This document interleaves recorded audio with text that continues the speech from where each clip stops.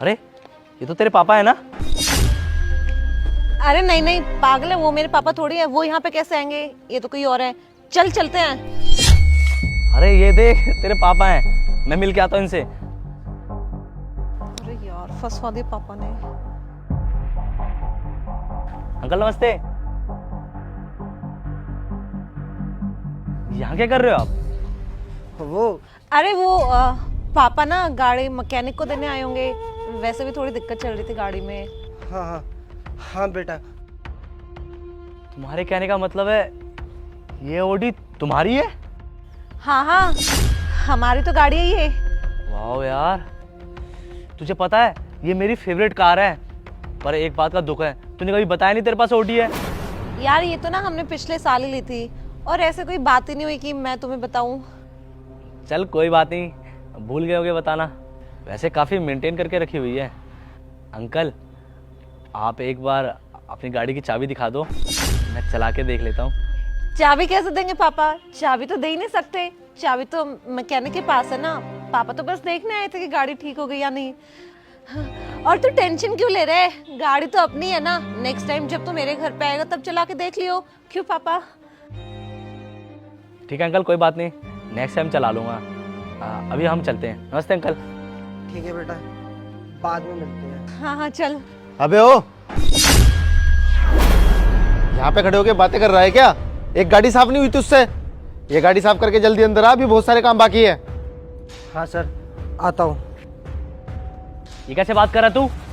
बदतमीज कहीं के। मुझे पता है कौन है ये, बहुत पैसे वाले हैं और ये गाड़ी ये भी इनकी है।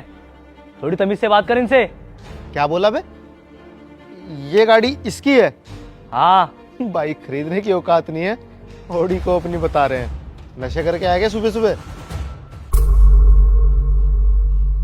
अंकल वो आपको इतना कुछ बोल के चला गया और आप खड़े होकर सुन रहे थे? क्या सच में ये गाड़ी आपकी नहीं है? हाँ बेटा, ये गाड़ी मेरी नहीं है। मैं तो यहाँ पे एक छोटा सा नौकर हूँ। अरे मेरी तो इतनी भी हैसियत नहीं कि मैं एक साइकिल खरीद सकूँ। इसका मतलब आपने हमसे झूठ बोला। सुषमा तुम तो बता रही हो तुम्हारे पापा बहुत बड़े बिजनेसमैन हैं, ये तो यहाँ पर एक नौकर का काम करते हैं। आपने सबको धोखे में रखा, अपनी बेटी को, मुझे, सबको आपने झूठ बताया। नहीं बेटा, मैंने कभी भी किसी को धोखे में नहीं रखा। क्यों झूठ बोल रहे हो पापा? आपने मुझे बोला था कि आप बहुत बड़े बिजनेसमैन हो, इसलिए मैंने अपने सारे फ्रेंड्स को भी यही बोला कि मेरे पापा बहुत बड़े बिजनेसमैन हैं। लेकिन आप तो यहाँ पे एक मामूली से नौकर हो। पापा आपके इस झूठ की वजह से ना सारे फ्रेंड्स के सामने मेरी बेइज्जती हो जाएगी। बेटा मैंने कभी झूठ नहीं बोला, झूठ तो तू बोल रही है। तुझे शुरू से पता था कि तेरा पापा क्या काम करता है और आज तो अपने दोस्त के सामने मुझे ही झूठा साबित कर रही है। बस करो पापा, आपको शर्म नहीं आती? झूठ पे झूठ बोले जा रहे हो। मुझे ना आपसे बातें नहीं करनी है, चलो यहाँ से। आप जैसे बाप की वजह से ना बच्चे बदनाम होते हैं। अरे जाओ ना फिर। वैसे भी तुम्हारे जैसी औलाद का होना ना होने के बराबर ही है।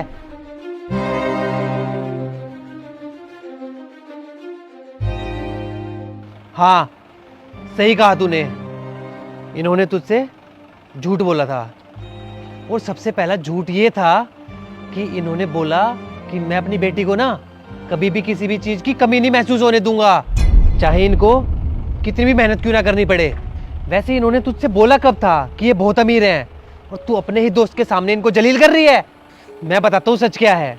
आजकल के बच्चे ना अपने आप को बहुत हाई स्टैंडर्ड दिखाने की कोशिश करते हैं, लेकिन उनको ये नहीं पता कि उनके माँ बाप उनके लिए कितनी मेहनत करते हैं। वैसे एक बात बोलूं, भले ही तुम्हारा स्टैंडर्ड कितना भी ऊंचा क्यों ना हो जाए, लेकिन रिश्तों से ज़्यादा ऊंचा नहीं हो सकता। अगर तुम ऐसे ही रिश्तों से ज़्यादा पैसों को अहमियत दोगे ना, तो भले ही तुम्हारे पास पैसा जरूर आ जाएगा एक दिन, लेकिन तुम्हारे साथ कोई नहीं होगा। और हाँ, तुझे ये गाड़ी चलानी थी ना, ले चला ले। नहीं, अब मुझे ये गाड़ी नहीं चलानी। मुझे आज एक बात समझ में आ गई है, असली पावर तो रिश्तों में है। पापा मुझे माफ कर देना। अब मुझे फर्क नहीं पड़ता लोग मुझे नौकर की बेटी बोले या ड्राइवर की। मुझे इतना पता है कि मेरे पापा ना मुझसे बहुत ज़्यादा प्यार करते हैं और मुझे खुश देखने के लिए कुछ भी कर सकते हैं। राम राम दीदी, ये लीजिए आज का दूध। अच्छा मैं चलता हूँ। अच्छा सुनो, हाँ जी दी, क्या बात हुई? वो इस महीने का हिसाब कितना हो गया? इस महीने का हिसाब? अरे दीदी, अभी तो 4 ही दिन हुए हैं। कोई नहीं, तुम 4 ही दिन का बता दो। 4 दिन का 150 रुपये हो गए। 150 रुपए? रुको अभी देती हूँ।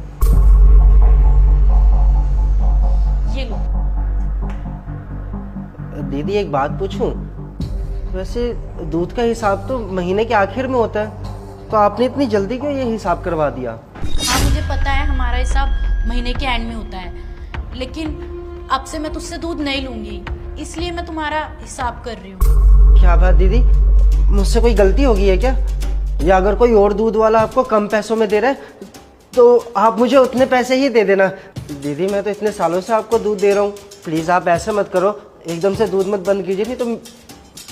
और अगर कोई आपको कम दाम में दे रहा हो ना दूध तो मुझे बता दीजिए, मैं उतने दाम में आपको और बेहतरीन दूध दे दूंगा। नहीं नहीं, ऐसा कुछ नहीं है। वो क्या है ना, घर में बस थोड़ी दिक्कत चल रही है, इसलिए मैंने तुम्हारा हिसाब कर दिया।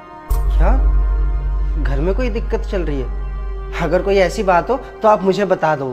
अरे तुम्हें तो पता ही है, पापा की तबीयत खराब, फिर पापा की जॉब भी छूट गई है, और जहाँ मैं जॉब करती थी वहाँ से भी मैं हट गई हूँ, और अभी जहाँ पर जॉब कर रही हूँ वहाँ पे सैलरी बहुत कम है, वैसे ही बहुत मुश्किल से खर्चा निकलता है, तो इसलिए मैंने सोचा कि मैं दूध लेना बंद कर दूँ और सारे फिजूल के खर्चे कम करने की कोशिश कर रही हूँ। और मैंने सोचा है कि हम कम दूध में काम चला लेंगे, अगर मुझे ज़रूरत पड़ेगी तो मैं तुम्हारी दुकान से आके दूध ले जाऊंगी।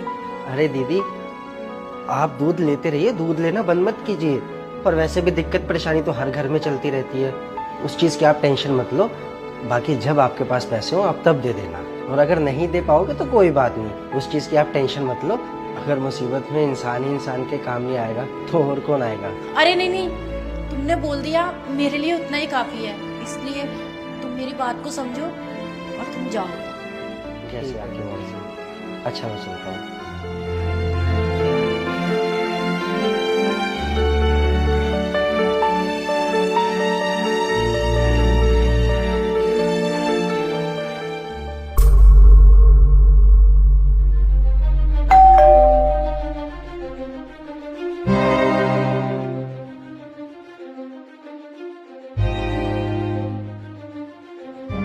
ये क्या है?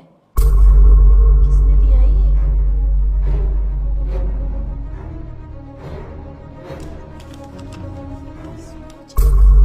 मैडम मुझे पता है कि आपने दूध लेने से क्यों मना करा, लेकिन मैं हर रोज़ आता हूँ।